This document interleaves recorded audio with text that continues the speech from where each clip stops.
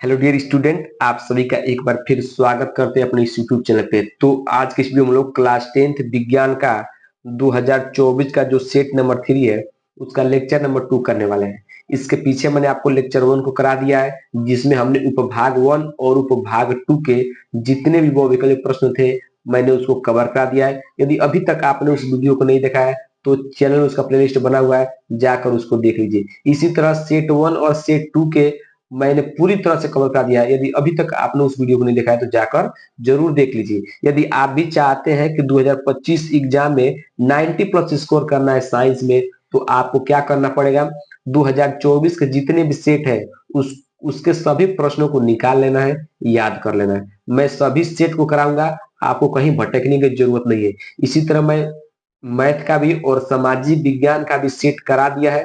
यदि आपने अभी तक उस वीडियो को नहीं देखा है तो चैनल में उसका प्लेलिस्ट बना हुआ है, जाकर सभी वीडियो को देख लीजिए और सभी सब्जेक्ट में 90 प्लस स्कोर करिए। ठीक है, इसी तरह मैं most important chapter wise question भी करा रहा हूँ, चैनल में उसका प्लेलिस्ट है, सभी को जाकर आप देखिए। ठीक है, तो इस वीडियो में हम लोग आगे के जो प्रश्न है उसको कवर करेंगे। ठीक है, जिसमें मैंने आपको उपभाग 2 का जितने प्रश्न है मैंने कवर करा दिया। ठीक है, अब हम लोग इसमें उपभाग 3 को करेंगे और उसके बाद ये जो खंड ब है उसको भी कवर करेंगे, जो आपका मोस्ट इंपोर्टेंट क्वेश्चन है मैं उसको कराऊंगा। ठीक है, चलिए उपभाग 3 को स्टार्ट करते हैं और एक एक प्रश्न को अच्छे से बताते हैं। 14 नंबर प्रश्न है कि पौधों में फ्लोएम का कार्य होता है। जो पौधा में जो फ्लोएम पाया जाता है उसका क्या कार्य होता है, याद रखना, ये इंपोर्टेंट प्रश्न है। ठीक है, जल व खनिज पदार्थों का परिवहन, वाष्पो उत्सर्जन या खाद्य पदार्थों का स्थानांतरण या इनमें से कोई नहीं। तो इसका राइट आंसर बताना है कि पौधों में फ्लोएम का क्या कार्य होता है, मतलब फ्लोएम का क्या कार्य होता है पौधों में। तो आपको याद होना चाहिए खाद्य पदार्थों का स्थानांतरण करता है। ये क्या करता है, खाद्य पदार्थों का स्थानांतरण करता है कौन, फ्लोएम। ठीक, अगला प्रश्न देखिए, मनुष्यों में पाचन की शुरुआत किस अंग से होती है। मोस्ट वांटेड क्वेश्चन है 15 नंबर वाला, ये बार बार रिपीट हो रहा है, इसको आप ध्यान दीजिए कि मनुष्यों में जो पाचन की शुरुआत होती है किस अंग से होती है, मुख से, यकृत से, या छोटी आंत से, या पित्ताशय से। ठीक, ये इंपोर्टेंट प्रश्न है। ठीक है, तो आपको पता होना चाहिए कि जो पाचन की शुरुआत होती है वो मुख से ही होती है। कहां से होती है, मुख से ही होती है। ठीक है, अगला प्रश्न है कि निम्नलिखित में से कौन सा एक पादप हार्मोन है। एक पादप हार्मोन बताना है। ठीक है, पहला थायरॉक्सिन, जिब्रेलिन, एस्ट्रोजन या इंसुलिन। ठीक है, तो इसमें आपका राइट आंसर बताना है कि कौन ऐसा है जो एक पादप हार्मोन है, थायरॉक्सिन या जिब्रेलिन या एस्ट्रोजन या इंसुलिन।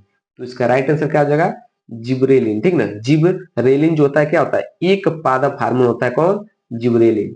ठीक, ऑप्शन नंबर बी क्या है, राइट आंसर है। ठीक है, चलिए अगला प्रश्न पढ़िएगा कि वृद्धि हार्मोन स्रावित होता है। जो वृद्धि हार्मोन है वो स्रावित होता है थायराइड ग्रंथि में या पिट्यूरी पिट्यूरिटरी ग्रंथि में या अधिविक्रम ग्रंथि से या अग्नाशय से, बताइए।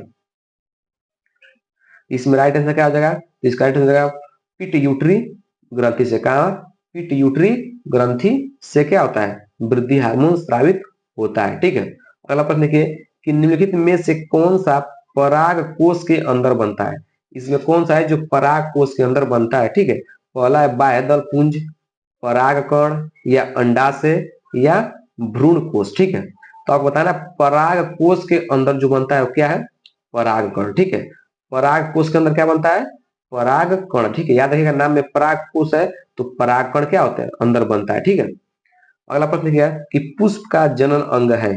पुष्प का जनन अंग क्या होता है, बाह्यदल पुंज या दल पुंज या जयांग या तना। ठीक, तो पुष्प का बताना है जनन अंग। ठीक है, तो पुष्प का जनन अंग क्या होगा, जयांग। ठीक है, क्या होगा, जयांग। ठीक है, अगला प्रश्न देखिए कि वायुमंडल की ओजोन परत पृथ्वी को बचाती है। इंपोर्टेंट प्रश्न, ये भी ध्यान दीजिएगा। एक्स किरणों से या पराबैंगनी किरणों से या गामा किरणों से या इनमें से कोई नहीं। ठीक, तो इसका राइट आंसर आपको कमेंट बॉक्स में देना है, आपको पता होना चाहिए।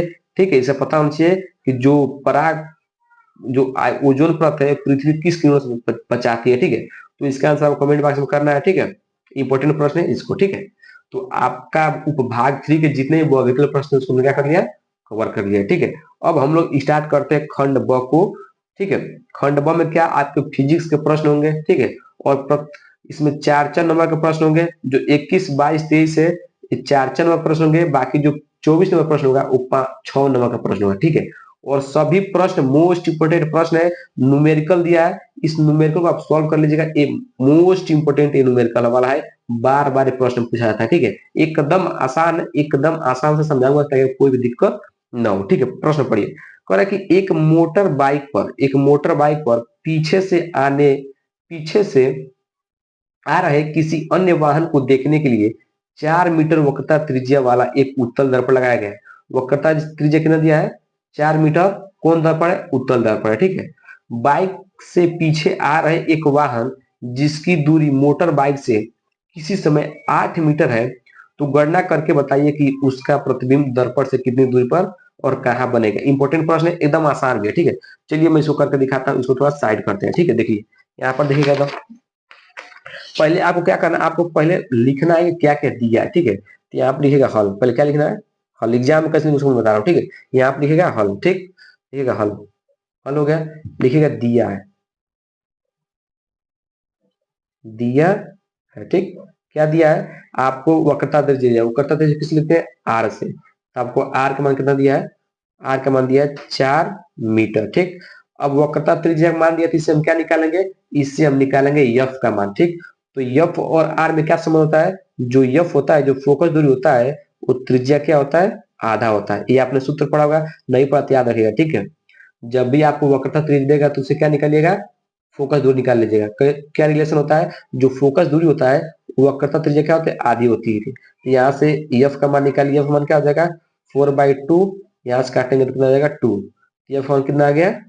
2 मीटर, ठीक। एफ का मान आ गया। और कह रहा है कि बाइक से, देखिएगा यहाँ पढ़िएगा, यहाँ पर पढ़िए एक बार। कह रहा है कि बाइक से पीछे आ रहे एक वाहन जिसकी दूरी मोटर बाइक से किसी समय 8 मीटर है, मतलब आपको वस्तु की दूरी दे दी है। वस्तु की दूरी कितना दिया है? 8। तो निगेटिव लेते हैं, क्योंकि वस्तु की दूरी क्या होती है? हमेशा निगेटिव होती है, ठीक है। अभी आपका देखिए यहाँ पे एफ का मान आ गया और यू का मान आ गया। आपसे किसका मान पूछ रहा है? भी का मान पूछ रहा है, ठीक है। तो कुछ नहीं करना है, बस आपको क्या लगाना है? दर्पण सूत्र लगाना है। दर्पण सूत्र क्या होता है? 1/f equal to 1/v plus 1/u आपका दर्पण सूत्र होता है। अब रखिए, सब मान रख दीजिए। 1/f का मान कितना दिया है? 2 equal to 1/v minus, sorry plus 1 minus के 1 क्या हो जाएगा? u का मान क्या? 8 माइनस काट दिया है, ठीक। अब इसको सॉल्व करिए। 1/2 देखिएगा, प्लस माइनस क्या होगा? प्लस माइनस माइनस, और जो माइनस उठ के इधर आएगा बराबर के इधर, तो क्या हो जाएगा? प्लस हो जाएगा। क्या हो जाएगा? प्लस हो जाएगा, ठीक है। क्या हो जाएगा? प्लस हो जाएगा, ठीक है। देखिए यहाँ क्या हो जाएगा? प्लस 1/8 इक्वल टू 1/v, ठीक। और इसको सॉल्व करिए। इसको सॉल्व करने के एलसीएम आएगा 8, ठीक है। यहाँ पर 4 + 1 1/v, ठीक। तो यहाँ से v का मान क्या आ जाएगा? ये हो जाएगा 5/8 1/v। यहाँ से v का मान आ जाएगा कितना? कितना आ जाएगा? 8/5, ठीक। 8 बटा कितना आ गया? 5 आ गया, ठीक है। यहाँ तक कोई दिक्कत नहीं होना चाहिए, ठीक है। अब क्या करेंगे? यहाँ से किसका मान आ गया? भी का मान आ गया। और भी का मान आपसे पूछ रहा था, ठीक है। तब देखिए भी का मान किस में आया? प्लस में आया है ना। तो जब भी का मान प्लस में आया तो कहाँ बनेगा? दर्पण के पीछे बनेगा, ठीक है। तो आपको भी का मान पूछ जाता है, और क्या लिखना है? पूछा है ना कहाँ बनेगा, तो आप लिखिएगा दर्पण के पीछे, ठीक है। दर्पण के पीछे, ठीक। यही क्या आपका आंसर होगा, ठीक है। ध्यान से मैंने कुछ नहीं किया, कह रहा था वक्रता त्रिज्या 4 मीटर है, तो मैंने इससे क्या निकाल लिया? फोकस दूरी निकाल लिया। वस्तु की दूरी थी 8 मीटर, तो वस्तु की दूरी को किससे लेते हैं? निगेटिव से लेते हैं, तो -8 हो गया, ठीक है। दर्पण सूत्र होता है आपका, एफ का मान 2 रख दिए और यू का मान -8 रख दिया। ये प्लस माइनस हो गया माइनस, और जो माइनस उठ के बराबर किधर आ गया? तो प्लस हो गया। अब इसका एलसीएम लिए है, एलसीएम से लेकर सॉल्व किए तो आपका आंसर आ गया है, ठीक है। अब देखिए, लेकिन आपको इसका उत्तर आप देखेंगे पीछे तो 16 दिया है, जो गलत दिया है, ठीक ना। ये वाला क्या है? गलत होगा, 16 नहीं आएगा, ठीक है। इसका पीछे यदि आप आंसर देखेंगे तो कितना दिया है? 16 मीटर शायद दिया है, लेकिन वो क्या है? गलत है, ठीक है। वो गलत आंसर है, आपको घबराने की जरूरत नहीं है, ठीक है। अगला प्रश्न देखिए, 22वां प्रश्न है। 22वां प्रश्न क्या है? कह रहा है कि निकट दृष्टि दोष से पीड़ित एक व्यक्ति अधिक से अधिक 80 मीटर दूरी तक देख सकता है। 80 मीटर कहने मतलब है कि आपको किसका मान दिया है? आपको किसका मान दिया है? आपको मान दिया है किसका? भी का। तो भी का मान कितना दिया है? -80 मीटर, ठीक। क्योंकि हमेशा निगेटिव लेते हैं। किसने लेते हैं? निगेटिव। ठीक है, अधिक से अधिक कितना देख रहा है? 80 मीटर, मतलब प्रतिबिंब की दूरी कितनी है? 80 मीटर। क्योंकि अधिक से अधिक तो 80 मीटर देख रहा है, तो कहीं ना कहीं प्रतिबिंब को ही तो देख रहा होगा। तो 80 मीटर दिया है, ठीक, और दूरी तक ही देख सकता है। गणना कीजिए कि सही दृष्टि के लिए अर्थात अनंत दूरी तक वस्तु देख सकने के लिए किस प्रकृति तथा किस फोकस दूरी लेंस का प्रयोग करना चाहिए। ठीक है, मतलब अनंत तक देखना चाहता है। ठीक है, तो यू का मान कितना दिया है? माइनस इन्फिनिटी, क्योंकि अनंत देखना चाहता है। ठीक, माइनस इन्फिनिटी। अब आपसे पूछ रहा है किसका मान, मतलब कर रहा है किस फोकस दूरी लेंस का, मतलब एफ का मान आपसे पूछ रहा है। ठीक, ठीक, तो अब क्या कीजिए, आप यहाँ पर लेंस सूत्र लगाए, क्योंकि लेंस बोला है ना, तो लेंस के सूत्र क्या होता है? 1/f equal to 1/v minus 1/eu। यहाँ पर बस क्या होता है? निगेटिव हो जाता है। ठीक है, अब 1/f का मान, v का मान कितना दिया है आपको? माइनस का 80 माइनस एगो यहाँ पर माइनस का 1/इंफिनिटी। ठीक है, 1/f इक्वल टू क्या हो जाएगा? माइनस के 1/80 माइनस माइनस क्या हो जाएगा? प्लस 1/इंफिनिटी क्या हो जाएगा? 1/इंफिनिटी। 1/इंफिनिटी का मान कितना होता है? 0। 1/इंफिनिटी का मान कितना होता है? 0। तो 1/f इक्वल टू माइनस का 1/80, ये वाला किसका, इसका मान कितना हो जाएगा? 0। ठीक, अब यहाँ से जब एफ का मान निकालेंगे, किसका मान निकालेंगे? एफ का मान निकालेंगे यहाँ से, तो आपका आ जाएगा माइनस का 80 मीटर। ये अब क्या हो जाएगा? आंसर हो जाएगा। ठीक, कुछ करना नहीं, बस आपको ध्यान देना है कि जब भी बोलेगा अधिक से अधिक, ठीक है, कम से कम, तो किसका मान दिया होता है? हमेशा भी का मान दिया होता है। कैसे पहचानेंगे? कहेगा अधिक से अधिक 60 मीटर देख सकता है, और अधिक से अधिक 20 मीटर देख सकता है, कम से कम 100 मीटर देख सकता है, तो किसका मान दिया होता है? हमेशा भी का। और हमेशा निगेटिव लेते हैं। ठीक ना, चाहे प्रतिबिंब की दूरी हो, चाहे वस्तु की दूरी हो, हमेशा निगेटिव लेते हैं। ठीक है, जब भी मानव नेत्र से सवाल इस तरह का न्यूमेरिकल आएगा, तो आपको उसको निगेटिव ही लेना है। ठीक है, ठीक, अब वो कहाँ तक देखना चाहता है? अंत तक, अनंत तक, मतलब चाहता है कि वस्तु कहाँ तक जाए? अनंत तक देखना चाहता है। तो यू का मान कर दिया इंफिनिटिव, लेंस सूत्र में लगाया है और सॉल्व किया, आपका आंसर आ गया है। ठीक, आशा करते हैं कि आपको प्रश्न एकदम अच्छे से समझ में आ गए होंगे। ठीक है, चलिए अगला देखिए, कह रहा है कि फ्लेमिंग के बाएं हाथ का नियम क्या है? चुंबकीय क्षेत्र में रखे धारावाही चालक पर लगने वाला बल किन किन कारकों पर निर्भर करता है। ठीक है, तो आपको फ्लेमिंग के बाएं हाथ का नियम क्या है, इसको बताना है। मोस्ट इंपोर्टेंट प्रश्न, मैंने इसको ऑलरेडी करा दिया है, फिर भी मैं इस वीडियो में इसको कराऊंगा, ताकि ये प्रश्न आपका अधूरा ना रहे। ठीक है, तो चलिए फ्लेमिंग के बाएं हाथ का नियम आपको बताते हैं। देखिए फ्लेमिंग का बाएं हाथ का नियम, फ्लेमिंग के बाएं हाथ का नियम क्या होता है? पहले बताइए, फ्लेमिंग का बाएं हाथ का जो नियम है, एक इसका प्रयोग कहाँ करते हैं?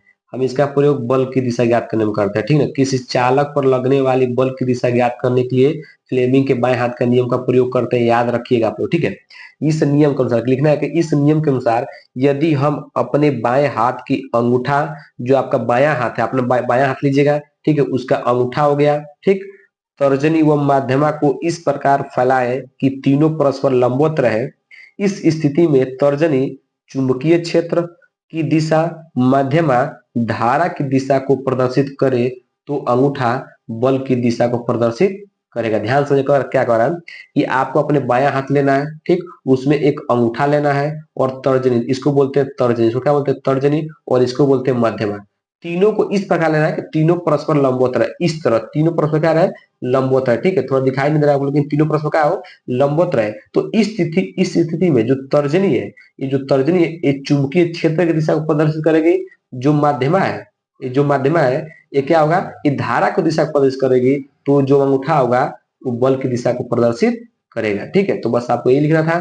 ठीक है, तो आशा करते हैं कि आपको फ्लेमिंग के बाएं हाथ का नियम एकदम आसान लागू में लिखा है, इसको याद कर लीजिएगा आपको। ठीक है, आसान बहुत है। क्या है कि यदि हम अपने बाएं हाथ के अंगूठे, तर्जनी व मध्यमा को इस प्रकार फैलाएं कि तीनों परस्पर लंबवत रहे, इस स्थिति में तर्जनी चुंबकीय क्षेत्र की दिशा, मध्यमा धारा की दिशा को प्रदर्शित करे, तो अंगूठा बल की दिशा को प्रदर्शित करेगा। ठीक, ये अब क्या होता है? फ्लेमिंग के बाएं हाथ का नियम होता है। ठीक है, अब चलिए, अब अगला इसमें प्रश्न करा है कि चुंबकीय क्षेत्र में रखे धारावाही चालक पर लगने वाले बल किन किन कारकों पर निर्भर करता है। ठीक ना, जो बल होता है वो किन किन कारकों पर निर्भर करता है, इसको बताना। ठीक है, तो इसको आप यहाँ से खुद कर लीजिएगा। ठीक है, एच डब्ल्यू इसको देते हैं। ठीक है, इसको बताना कौन कर लिया, ये आसान है। चूंकि क्षेत्र में विद्युत धारावाही चालक पर लगने वाला बल किस किस पर निर्भर करता है, तो आपने एक सूत्र पढ़ा हुआ, F equal to I B, I B sine theta. ठीक है, F I B L IBL sine theta. ठीक है, एक सूत्र होता है जो आपने पढ़ा हुआ है, F equal to IBL sine theta. तो किस पर निर्भर करता है? आई धारा पर निर्भर करता है, लिखना आपको, धारा पर निर्भर करता है। बी मतलब चुंबकीय क्षेत्र पर निर्भर करता है। यल मतलब लंबाई पर निर्भर करता है, और थीटा मतलब कोण पर निर्भर करता है।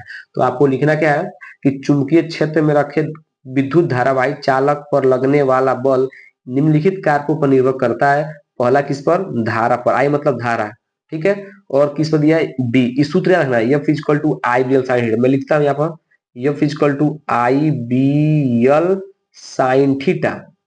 ठीक, तो F किस पर निर्भर कर रहा है? धारा पर निर्भर कर रहा है। बी मतलब चुंबकीय क्षेत्र पर निर्भर कर रहा है। यल मतलब लंबाई पर निर्भर कर रहा है, और थीटा मतलब कोण पर निर्भर कर रहा है। तो लिख दीजिएगा, यही आपको, बस आपको यही लिख देना है, किस पर निर्भर करता है? धारा पर निर्भर करता है, चुंबकीय क्षेत्र पर निर्भर करता है, लंबाई पर निर्भर करता है, और थीटा में निर्भर करता है। ठीक है, इसको आपको बस लिख देना, आपका पूरा फुल नंबर 4 नंबर मिल जाएगा। ठीक है, चलिए अगला प्रश्न देखिए। अगला प्रश्न आपको देखिएगा, अगला प्रश्न मोस्ट वांटेड प्रश्न है। कह रहा है कि घरेलू परिपथ की व्यवस्था को चित्र बनाकर स्पष्ट रूप से समझाइए। अथवा का प्रश्न दिया है, जो ए वाला मैं प्रश्न करा दे रहा हूँ, मोस्ट इंपोर्टेंट प्रश्न है। इसको डायग्राम को मैं समझा देता हूँ, इसमें बहुत बच्चों को दिक्कत होता है। और ये प्रश्न कितने नंबर का है? 6 नंबर का प्रश्न है। ठीक है, जो अथवा का प्रश्न दिया है, ये इंपोर्टेंट प्रश्न है, मोस्ट इंपोर्टेंट प्रश्न है। इसको एकदम आराम से समझा देता हूँ ताकि कोई दिक्कत ना हो। इसमें पूछा है कि दिए गए परिपथ में पहला निकालना है कुल प्रतिरोध निकालना है। ठीक, सेल में प्रवाहित धारा निकालना है। फिर आपको निकालना है कि 0.8 ओम में प्रतिरोधों के सिरों के बीच विभवांतर निकालना है। ठीक है, तो चलिए मैं इसको कराता हूँ, ध्यान से देखिएगा। ध्यान समझिए क्या होगा। पहले आपको पता होना चाहिए कुल प्रतिरोध निकालना है ना, तो कुल प्रतिरोध कैसे निकालेंगे? कुल प्रतिरोध निकालने के लिए सबसे पहले इसको जोड़ेंगे। ठीक है, जो 6 ओम है और ये 2 ओम है, किस क्रम में जुड़े हुए हैं? ये जो 6 ओम है और 2 ओम है, किस क्रम में जुड़े हैं? तो ये किस क्रम में जुड़े हुए हैं? समांतर क्रम में। किस क्रम में जुड़े हुए? समांतर क्रम में। कैसे? मान लीजिए जब यहाँ से धारा जाएगी, ठीक, तो जब धारा जाएगी तो धारा क्या हो जाएगी? बट जाएगी। क्या हो जाएगी? धारा बट जाएगी। तो जब भी धारा बट जाती है, जब भी धारा बट जाती है, ठीक है, तो वहां पर कौन क्रम होता है? श्रेणी क्रम, सॉरी समांतर क्रम होता है। देखिए, एक धारा इधर जाएगी और एक धारा इधर जाएगी। ठीक है, तो धारा बट गई ना, जब धारा का जब मार्ग बटता है, तो जिन जिन मार्ग में बढ़ता है वो किस क्रम में होते हैं? समांतर क्रम में होते हैं। तो ये धारा कुछ इधर गई और कुछ इधर गई, तो ये दो क्रम में, ये तो दोनों सिरों में बटी है, तो ये दोनों क्या होंगे? समांतर क्रम में। जैसे जब धारा यहाँ से निकल के यहाँ तक जाएगी, इसमें आएगी, देखिए धारा फिर जुट के एक हो गई ना, तो किस क्रम में हो गई? श्रेणी क्रम में हो गई। ठीक है, तो पहले इसको किस क्रम में जोड़िए आप लोग? समांतर क्रम में जोड़िए। 6 ओम और 2 ओम किस क्रम में जोड़िए? समांतर क्रम में। ठीक है, तो चलिए देखिए यहाँ पर कैसे करते हैं उसको मैं आपको बताता हूँ। ठीक है,